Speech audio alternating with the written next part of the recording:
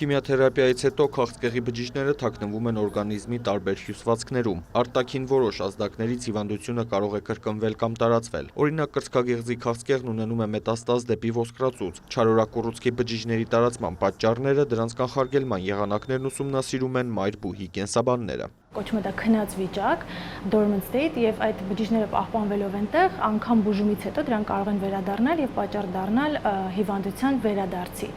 Եվ մենք փորձում ենք ցույց տալ, որ մեր թիմի կողմից առաջարկվող բուժման տարբեր մեթոդների հետևանքով ոսկրածուծում այդ կուտակված բջիջները կամ չեն կուտակվում առհասարակ, կամ մեր բուժումը ավելի մեղմ ազդեցություն ունի ոսկրածուծի վրա։ Դա հիմքը հանդիսանում, որ ավելի խորացված ուսումնասիրություններ կատարվի այդ ասպարեզում եւ կապը մնացած այլ օրգան համակարգերի միջև ինչպես է տեղի ունենում մեխանիզմների բացահայտումը ու կարևորություն կարա հանդիսանա նրանում, որ հետագայում կարող է ինչ-որ ախտորոշիչ մեթոդների հիմք հանդիսանալ եւ քիմիոթերապևտիկ բուժման հետ մեկտեղ կիրառվի հենց այս մեթոդը։ Քիմիաթերապևտիկ դեղամիջոցներն ունենում են կողմնակի ազդեցություններ, կարող են ոչ միայն սպանել քաղցկեղի բջիջներին, այլև վնասել առողջներին։ Գիտնականներն առաջարկում են համակցել ավանդական բուժումը դեղաբույսերի հետ, քանի որ դրանք հակաօքսիդանտային բարձր ազդեցություն ունեն։ Խնդիրը միայն այն չէ գտնել արդյունավետ որևէ համակցում, արդյունավետ